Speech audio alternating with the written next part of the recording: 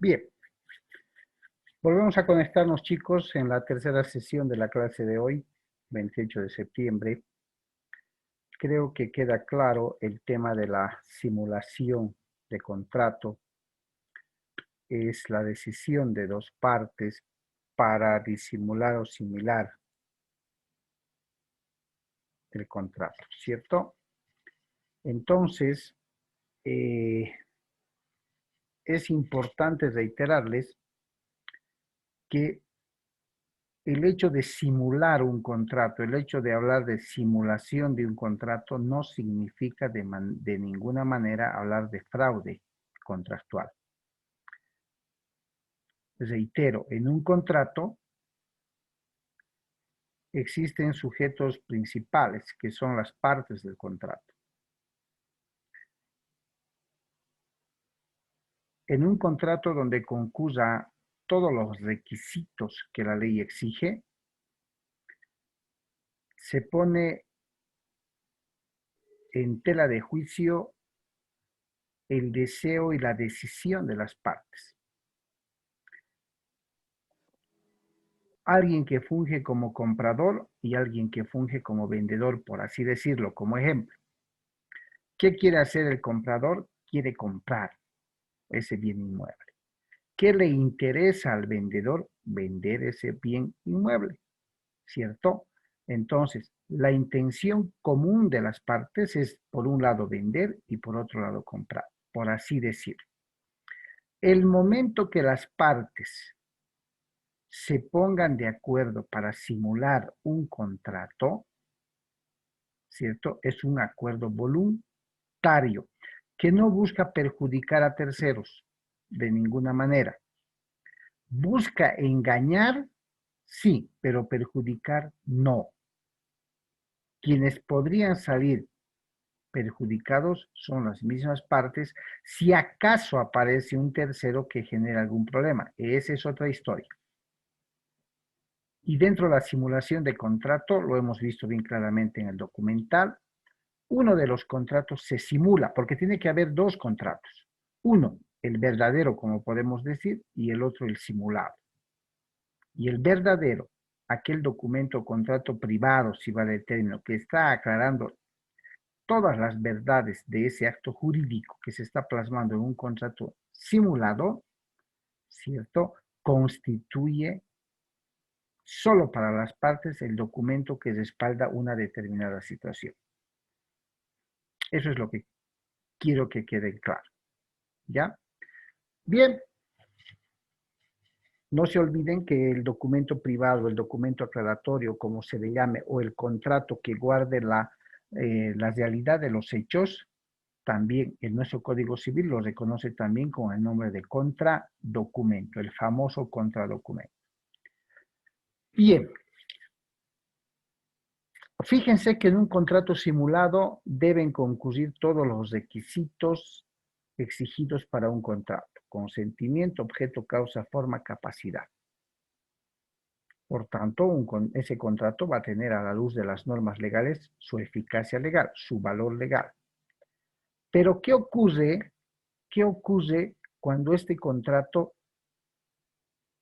cuando un contrato, no vamos a hablar de uno específico todavía, cuando un contrato no tiene o no concurren en él los requisitos más esenciales para su validez? ¿Qué pasa? ¿Se cumple? ¿No se cumple? ¿Tiene valor? ¿No tiene valor? ¿Es eficaz legalmente? ¿Es ineficaz legalmente? ¿Qué ocurre? Ahí aparecen los institutos jurídicos de ineficacia de los contratos, que seguramente ustedes han escuchado hablar de forma reiterativa: la nulidad, la anulabilidad, la resolución, la rescisión del contrato. Todos tienen que ver con un objetivo: dejar sin efecto un contrato.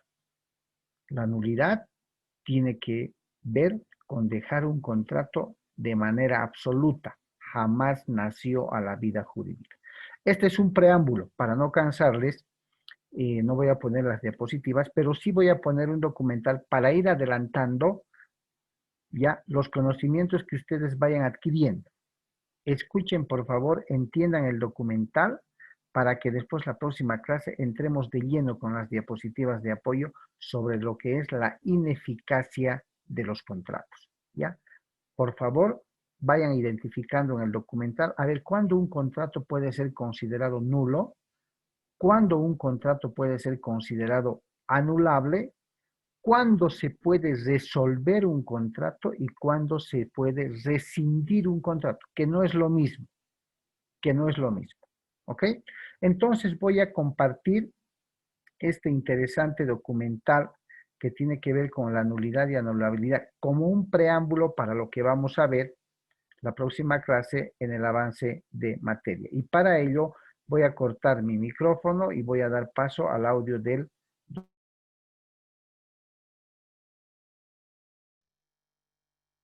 Entonces, la premisa inicial de la que siempre debemos partir cuando hablamos de acto jurídico, de nulidad, anulabilidad, ineficacia, invalidez, es de esta premisa general. Invalidez no es lo mismo que ineficacia. Porque dentro de la invalidez vamos a encontrar a la nulidad y a la anulabilidad. Y dentro de la ineficacia vamos a encontrar el supuesto de representación directa sin poder, la ineficacia por fraude del acreedor,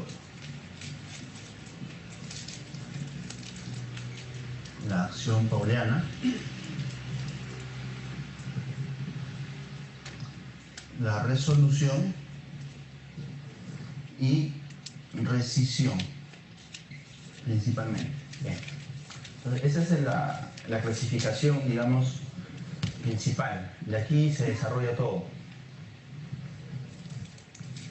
Entonces, cuando hablemos de invalidez de acto jurídico, concretamente nos estamos refiriendo, ojo, cuando hablamos de invalidez de acto jurídico, nos estamos refiriendo a un acto que no tiene los requisitos de validez, o en todo caso, que si bien tiene los requisitos de validez, tiene algún vicio en uno de los mismos. Entonces, no es lo mismo que le falte el requisito de validez, o a que lo tenga, pero con ciertos vicios. En ambos casos, nos estamos refiriendo a la invalidez. Invalidez es porque el acto jurídico le falta un requisito de validez, le falta, o lo tiene, pero con ciertos vicios. Entonces, de ahí la diferencia entre nulidad y anulabilidad, porque en nulidad es cuando le falta. En cambio, cuando tiene los requisitos de validez, pero con ciertos vicios, estamos específicamente en el supuesto de anulabilidad. Y cuando hablamos de vicio, concretamente nos estamos refiriendo al error, al dolo, a la violencia o a la intimidación. Entonces, no es que no haya el requisito de manifestación de voluntad, está presente el requisito de manifestación de voluntad, pero con esos defectos. En cambio, en el acto nulo, se trata de un supuesto en el cual simplemente no tiene el requisito de validez. Ni siquiera hay manifestación de voluntad. En cambio, si el acto jurídico tiene los requisitos de validez, todos completos, sin ningún vicio, ya estaríamos hablando de lo contrario, que es la validez de un acto jurídico válido. Entonces, el acto válido viene porque cumple todos los requisitos de validez sin ningún vicio. Y la invalidez le faltan requisitos o los tiene pero con vicios. Bien. Contrariamente a la invalidez, la ineficacia parte de otra premisa.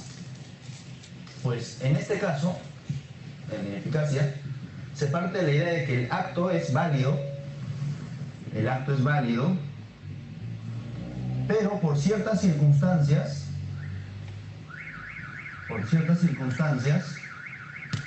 el acto no produce efectos. Entonces, un acto válido que no produce efectos, eso es ineficacia. Acto válido que no produce efectos.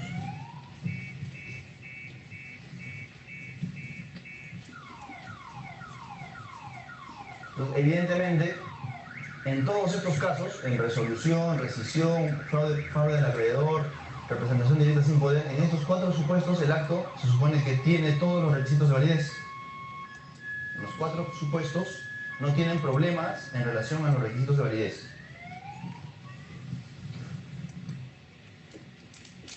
Entonces, si el acto jurídico tiene un problema de anulabilidad o tiene un problema de nulidad o de anulabilidad, ¿será posible pedirle ineficacia por resolución? Evidentemente no, ¿cierto? Porque para resolver, rescindir o ineficaz por acción pauliana o representación directa sin poder, la idea es que el acto primero tiene que ser válido. Porque si es nulo o anulable ya no tendríamos por qué tocar el tema de ineficacia. Nos venimos a la invalidez. Bien. Ahora sí, debo hacer la siguiente aclaración también. Dentro de invalidez, algunos autores no lo llaman por invalidez, prefieren llamarlo ineficacia estructural. Se refieren a lo mismo. Cuando hablan de ineficacia estructural, están hablando del acto nulo o el acto anulable. Es decir, un acto que no produce o no va a producir efectos por problemas en su estructura. Claro, los requisitos de validez, porque la estructura del acto jurídico está constituido por sus requisitos de validez.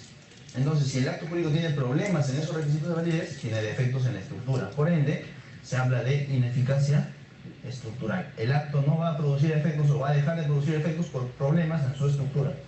Y cuando hablamos de ineficacia propiamente dicha, esta otra corriente doctrinaria utiliza el término ineficacia funcional. Ineficacia funcional. Y cuando hablan de ineficacia funcional, están partiendo de la premisa de que el acto es válido, pero por motivos ajenos a los requisitos de validez no producen efectos. Es decir, se refiere a lo mismo que veníamos comentando sobre la ineficacia a secas. Entonces, uno de dos. O es ineficacia a secas o es ineficacia funcional. O es invalidez o es ineficacia estructural. Se refiere exactamente a lo mismo, dependiendo qué autor esté comentando por estos temas.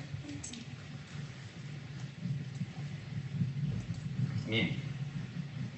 Considerando esta primera premisa, vamos a comenzar a hacer o a establecer algunas principales diferencias entre una y otra categoría. Por ejemplo, en el caso de la nulidad, vamos a decir lo siguiente. El acto nulo no produce efectos. El acto nulo no produce efectos. ¿Esto qué implica? ¿Qué implica esto de que el acto no produce efectos? Es que no llega a modificar ninguna situación jurídica. Es decir, si yo celebro un contrato de compra-venta, soy el comprador, me entregan físicamente el inmueble, me instalan el inmueble, ya tengo un año en el bien. ¿Cuál es mi situación jurídica en el bien? ¿La de propietario o la de poseedor? Poseedor, ¿cierto?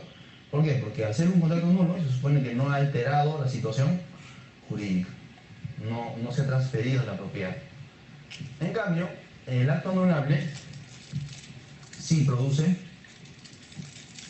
efectos. El acto anulable entonces se caracteriza porque sí produce efectos. Esto implica que si celebro un contrato de compra-venta, a pesar de que el contrato sea anulable, yo comprador, si ya tengo físicamente la posesión del bien, llego a tener la condición jurídica de propietario, aunque el contrato sea anulable.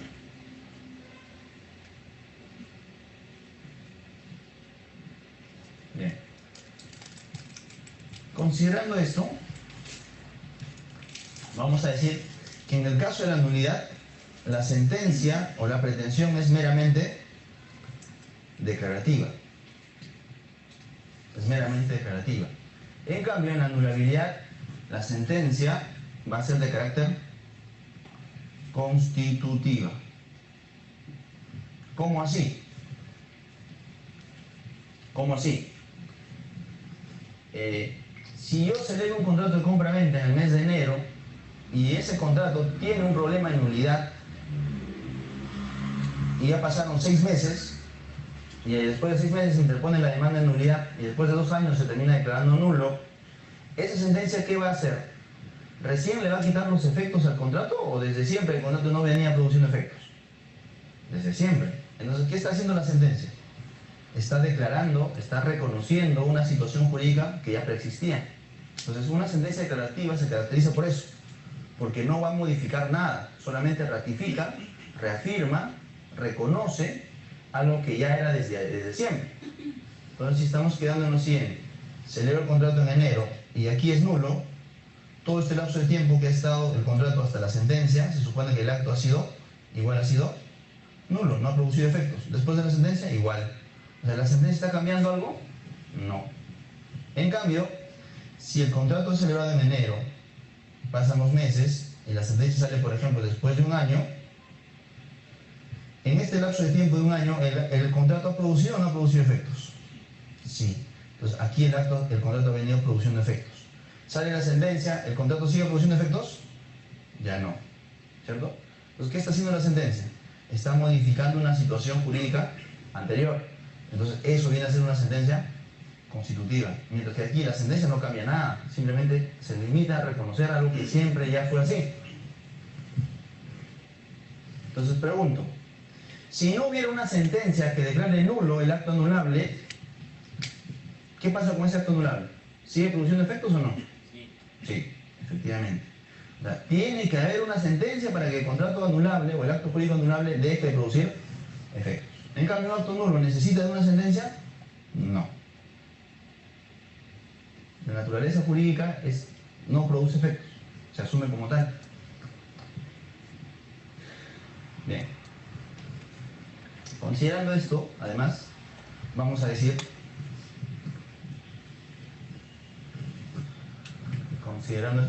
también que el acto nulo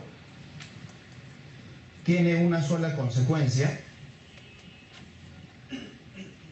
y esa consecuencia es que sea declarado judicialmente nulo. O sea, no tiene otra opción. En cambio, el acto anulable tiene dos posibles consecuencias. Y esas dos posibles consecuencias son que sea declarado nulo o sea confirmado. Entonces, el acto anulable tiene dos opciones. Puede ser confirmado o puede ser declarado nulo. ¿Qué tendríamos que hacer con el acto jurídico anulable para que éste se entienda por confirmado? ¿De qué manera se podría dar la configuración de un acto anulable? Completamente cuando se subsana el vicio. Cuando se subsana el vicio. Es decir, cuando se subsana el error, el dolo, la violencia o la intimidación. Pregunta: ¿cuál de las dos partes que ha celebrado el contrato es quien va a subsanar el vicio?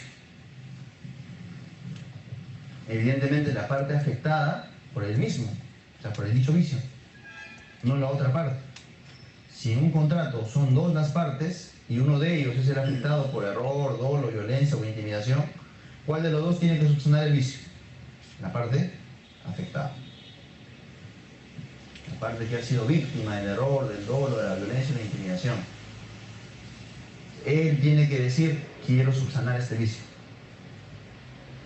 En cambio, ¿qué pasa si esa parte que ha sido la afectada por los vicios, por las causales de anulabilidad, no quiere subsanar? Porque no está obligado, de él depende. Si no quiere, ¿qué podría hacer? Interponer una demanda de anulabilidad. ¿Y cuál es el propósito de una demanda de anulabilidad? Que el contrato sea declarado nulo.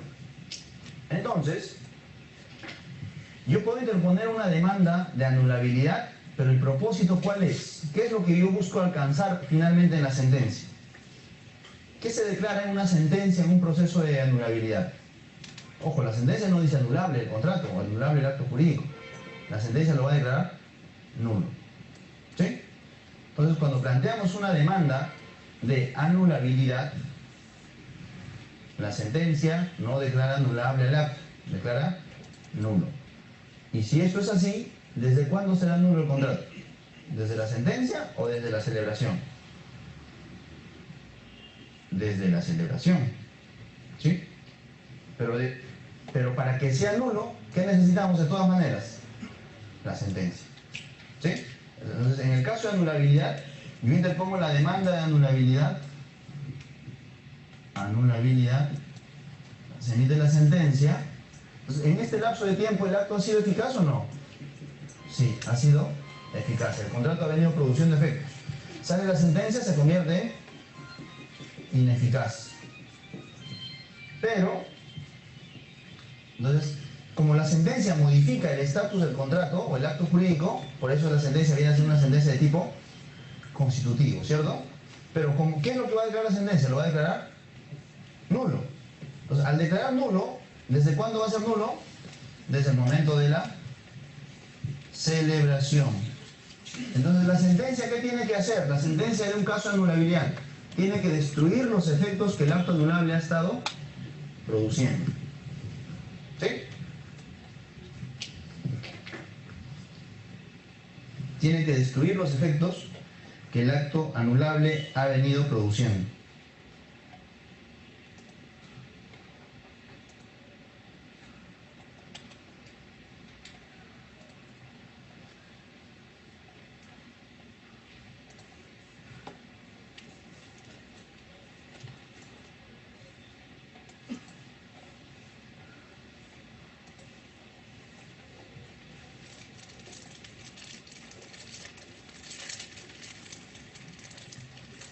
Ya. ¿Se entendió eso?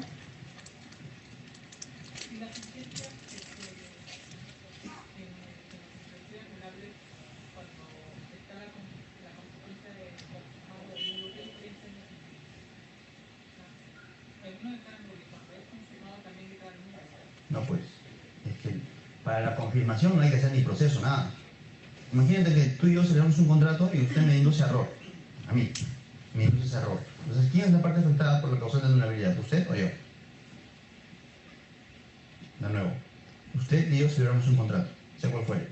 Usted me induce a error, me da una información no exacta sobre el bien, lo que fuera, materia del contrato. Y así celebramos el contrato. Entonces, ¿quién es la parte afectada en ese contrato? ¿Usted o yo? Ya. ¿Quién va a decidir sobre el contrato? ¿Usted o yo? Yo. Ya. ¿Yo qué puedo decidir? ¿Cuántas alternativas tengo?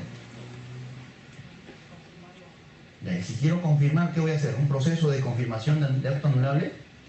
¿O bastará con que te diga, a pesar de que ya me indujiste error, ahora ya me enteré, igual quiero celebrar el contrato? No hay que hacer proceso. Basta solamente con, dependiendo también, ¿no? Dependiendo del tipo de contrato o el acto jurídico. Si es un contrato solemne, o sea, un contrato ad solemnitate, la confirmación, ¿cómo tendría que hacerse? Cumpliendo con la misma formalidad de ese acto jurídico. Pero si fuera un acto consensual, ¿cómo habría que hacerse la confirmación? Igual, de manera consensual, con libertad de forma, con minuta, con carta notarial, como fuera. Como si fuera una hipoteca, por ejemplo, la confirmación, ¿cómo sería? Escritura pública. Si fuera una donación de un inmueble, igual. ¿Sí? Pero ahora, si yo no quiero confirmar, ¿qué hago? Interpongo una demanda de anulabilidad, ¿cierto? Pero ¿cuál es la finalidad de esa pretensión? Que se quede nulo el contrato. Entonces, el contrato, mientras no hay una sentencia, ¿el contrato produce o no produce efectos? Sí, produce efectos. ¿Sale la sentencia? ¿Va a dejar de producir efectos o no? Sí, va a dejar de producir efectos. Bueno, ya. Pero ahora la sentencia, ¿qué va a declarar el acto? Nulo, ¿cierto? Pero ¿desde cuándo se supone que se va a entender que es nulo? Desde la celebración. Entonces, la sentencia, ¿qué tiene que hacer? Tiene que destruir todos esos efectos que el acto ha venido produciendo, ¿cierto? En cambio, si fuera un contrato nulo, todo ese tiempo es ineficaz. Sale la sentencia, sigue siendo ineficaz. La sentencia que declara nulo tiene que destruir un efecto o no tiene que destruir un efecto. ¿No? Porque la sentencia, porque no hay efecto, se supone, al menos jurídicamente. ¿Sí? Bien. Entonces, ya hemos establecido varias diferencias entre un acto nulo y un acto anulable, pero vamos a seguir estableciendo algunas más. A ver.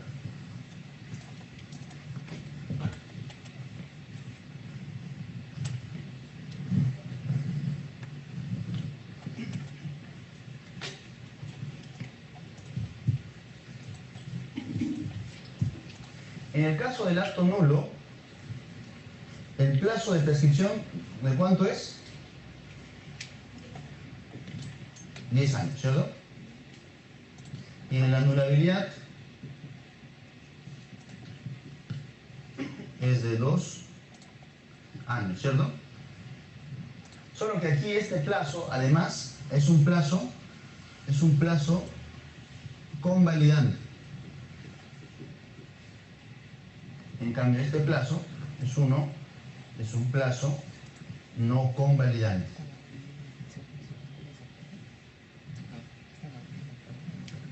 ¿Esto en qué consiste? De que si un contrato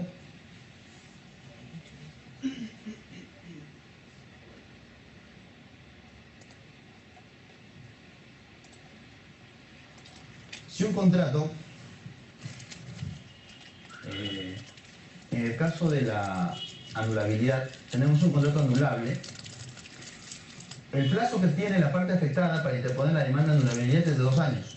Pero ¿qué sucede si se le va ese plazo?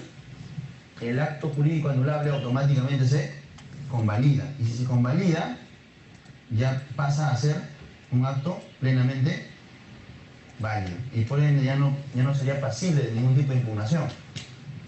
Automáticamente. Esta convalidación opera de pleno derecho. O sea, no hay que hacer absolutamente nada. Basta que transcurra el plazo de prescripción extintiva y el acto jurídico automáticamente se vuelve válido.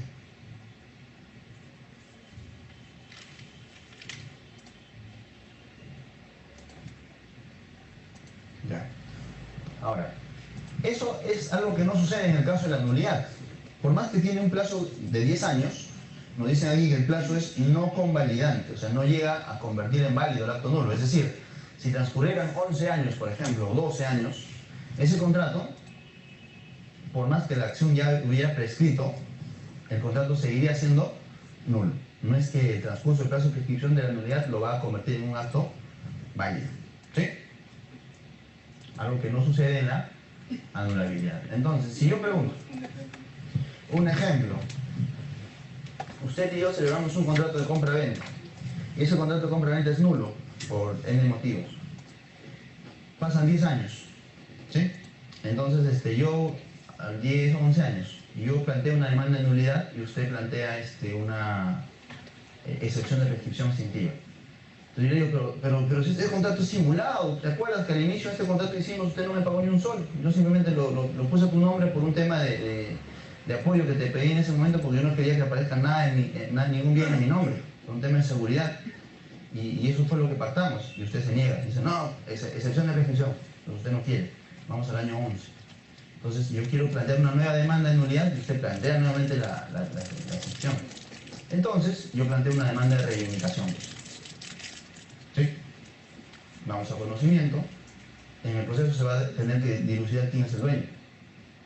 Entonces, ¿quién es el dueño en el fondo? Entonces, si yo demuestro que ese contrato fue simulado en ese proceso de reivindicación,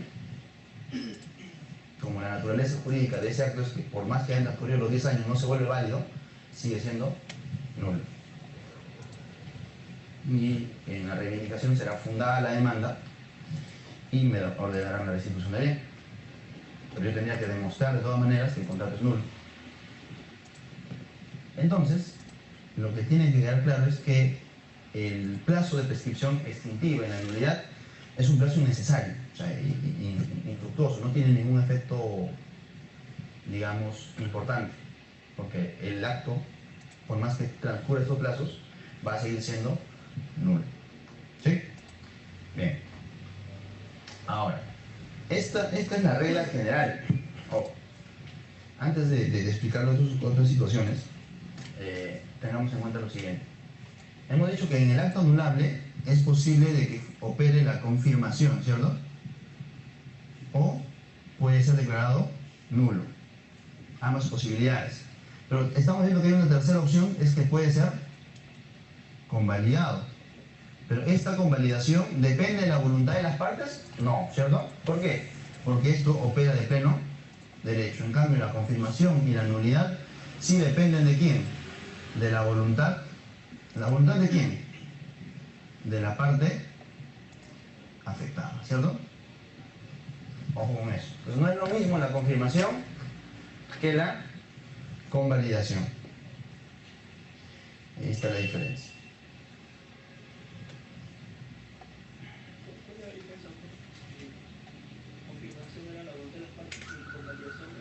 El solo transcurso del plazo de prescripción extintiva, chao, hace que opere de pleno derecho, que el acto se vuelva válido. En cambio, en el otro, es la parte afectada quien va a decir, ¿no? Yo subsano el presente vicio, o sea, habría que hacer una adenda al contrato, cosas así. Y en todo caso, también en la confirmación, se tiene que cumplir la formalidad para el acto jurídico que se pretende subsanar. Si fue una donación de inmueble, por ejemplo, ¿cómo subsanas la causal de anulabilidad en ese caso? Igual, por escritura pública. Pero en la convalidación no tienes que observar ninguna formalidad, es el solo plazo de, transcurso del plazo de prescripción extintiva. ¿Sí? Bien. Quería hacer una acotación. En el caso de la nulidad, hemos dicho que el plazo de prescripción es de 10 años, pero ese plazo no es convalidante, es decir, el acto va a seguir siendo nulo. Hay una situación especial en dos ámbitos del derecho, donde un acto nulo sí puede convertirse en válido. O sea, estamos viendo que a nivel del Código Civil, el acto nulo se queda siendo nulo. O sea, no hay opción a que un acto nulo se pueda volver en válido. En cambio, por ejemplo, en derecho de familia,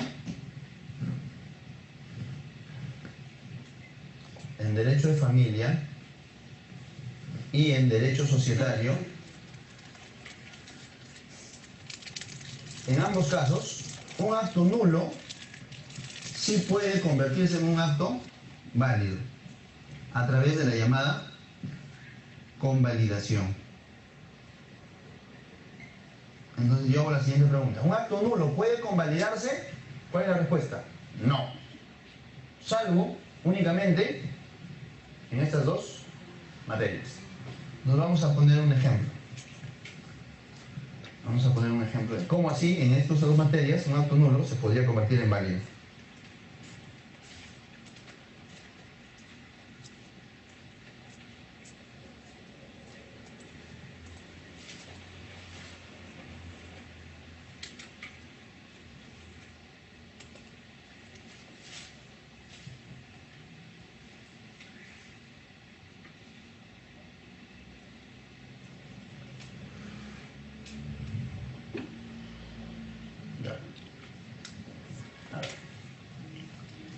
Veamos esta situación. Imaginemos que José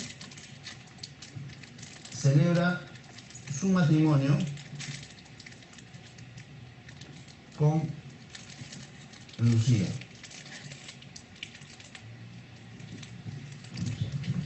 Entonces, este es el primer matrimonio.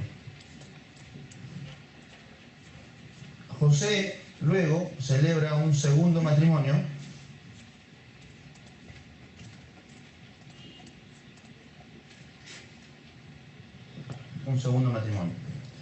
con un nombre María. Evidentemente. ¿Cuál de los dos matrimonios es el matrimonio nulo? El segundo, ¿cierto? Entonces aquí, José se casó primero con Lucía y luego se casó con María. Entonces este matrimonio es nulo, ¿cierto? ¿Quiénes pueden pedir la nulidad de ese matrimonio? Lucía. ¿Quién más? María. A lo mejor María no sabía. A María le engañó a José, le dijo, no, yo soy soltero, se casó en provincia. Entonces la misma María también puede pedir la nulidad de su matrimonio. ¿Quién también puede pedir la nulidad del segundo matrimonio? José. A lo mejor María le está pidiendo un montón de cosas, ¿cierto? Alimentos y todo. Y dice, oye, al final nuestro matrimonio es nulo. Entonces José también puede interponer la demanda de nulidad. Yo estaba casado, por si acaso. Pero ¿quién también puede pedir la nulidad de este matrimonio? El Ministerio Público. ¿Quiénes también pueden pedir la nulidad de este segundo matrimonio? Los hijos. Los hijos de María, los hijos de Lucía o los hijos de José. ¿Sí? Terceros con legítimo interés. Entonces, estamos viendo que este segundo matrimonio, al ser nulo, quienes pueden cuestionarlo son la legitimidad efectiva, en todo caso, es extensa. Pero ¿qué pasaría si Lucía, o sea, Lucía, vamos a borrar, ya entramos en una situación especial. ¿Qué pasaría si en este ejemplo Lucía fallece? O sea, en relación al primer matrimonio ocurre lo siguiente. Fallece Lucía, o en todo caso opera un divorcio, o es declarado nulo el primer matrimonio. Si sucediera alguno de estos tres supuestos en relación al primer matrimonio, automáticamente el segundo matrimonio, la única persona que puede que puede plantear la demanda de nulidad, plantear la demanda de nulidad sería María. Ya nadie más, ni José, ni los hijos de Lucía, ni el Ministerio Público. Esta acción, se dan cuenta, en el primer escenario, cuando José y María contraen el primer matrimonio, José luego va a provincia, se casa con María, ese segundo matrimonio podría ser declarado nulo a pedido de Lucía, a pedido de María, a pedido de José, a pedido del Ministerio Público, a pedido de los hijos de cualquiera de ellos. Entonces, como es nulo, la legitimidad activa era extensa. Pero si el primer matrimonio incurre en uno de estos tres supuestos, fallece Lucía, hay un divorcio, se declara nulo el primer matrimonio, automáticamente, en relación al segundo matrimonio, la única persona que puede pedir...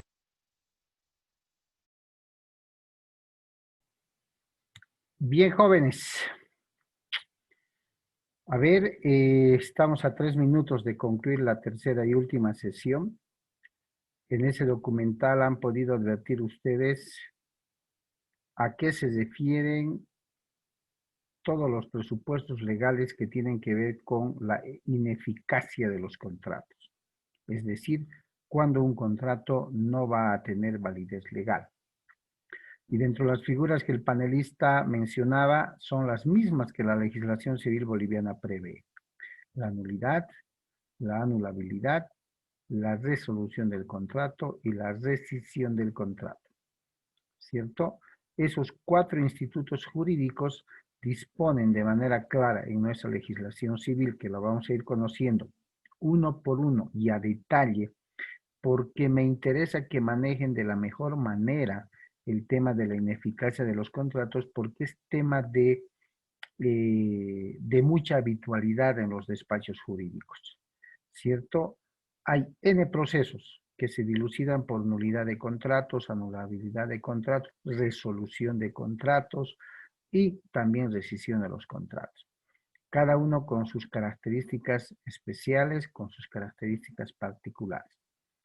De ahí que deseo, chicos, que ustedes manejen de manera clara. Es cansador el horario que tenemos, desde las 8:10, 8:20 hasta las 10:30 de la noche, que ya son 10:30. Ya, entonces vamos a cortar la clase acá. Estamos al finalizar ya la última sesión. Y por favor, les espero el próximo lunes. Y estén atentos entre hoy y mañana con respecto a la reposición que hablamos en la modalidad que les haya participado. ¿Ok? Buenas noches y gracias por su participación.